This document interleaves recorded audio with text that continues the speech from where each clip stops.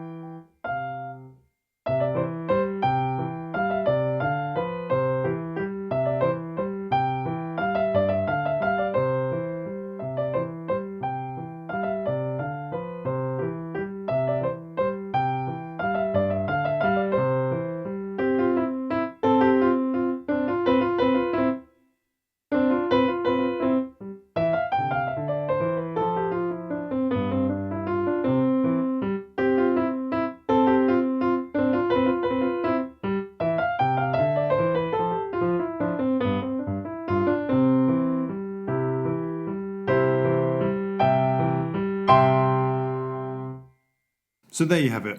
My teacher's response was that she thought the expression was good and the tempo was good. It was just a pity that I stopped. And what she was referring to is the points where I make mistakes and then I restart from the beginning of that phrase. For me, a lot of playing the piano comes from muscle memory, and certain bars require some momentum to get through from previous bars. I find that if I make a mistake, they can snowball quickly and I can just completely lose control. And at this point, I have three options. The first is to stop, look at the music and carry on from where I just left off. The second is to skip forward to a point where I can pick it up and just continue from there. Or third, just repeat the bit that I've just made the mistake and carry on from that point. If I'm honest, I rarely choose option one. I typically do not look at the score at all while I'm playing. I just cannot interpret it quickly enough that if I made a mistake, I could pick it up without a lengthy pause. This is a skill my teacher wants me to develop, and she's repeatedly telling me to look at the music.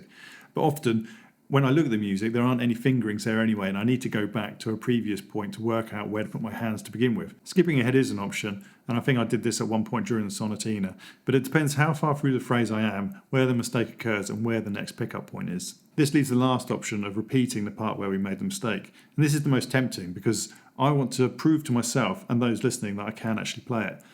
But my teacher says that this is not a valid option at all, and that although we don't want to skip many bars, we definitely want to avoid repeating a section of music. My teacher explained to me that no one cares how I feel if I make a mistake during the performance. The audience cares about hearing the music, and it's my job as the performer to deliver the music. It's important not to assess my playing during the piece. This can be done afterwards. Professionals are so focused on a piece's sound that nothing will make it stop, regardless of mistakes or distractions. The flow of the music will continue. But this needs to be practiced. During a session, I need to determine whether I'm doing a playthrough or not. If not, and I make a mistake, I should go back over that section and correct the mistake. But during a playthrough, it's important to keep going and deliver the music, regardless of mistakes. And by practicing the performance, I will learn that I can get over issues and keep moving through the piece.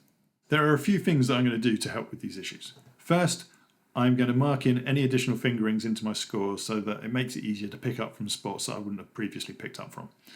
Second, I'm going to mark in all the points where I could pick up from, and these need to make sense, so it can't be in the middle of like a 2-bar phrase or something. Then, once I have worked through a piece and I can play it comfortably, I will practice starting in these different spots, probably using a random number generator or something like that to keep it varied. And lastly, I'm going to do more performance practicing, where I intentionally practice delivering the music, and if I make a mistake, I will just move forward to the next spot and just pick up from there. And I may even occasionally stream these to simulate the pressure of a real performance and keep myself accountable. So let me know down in the comments if this is something you'd be interested in. Anyway, that's it. Bye.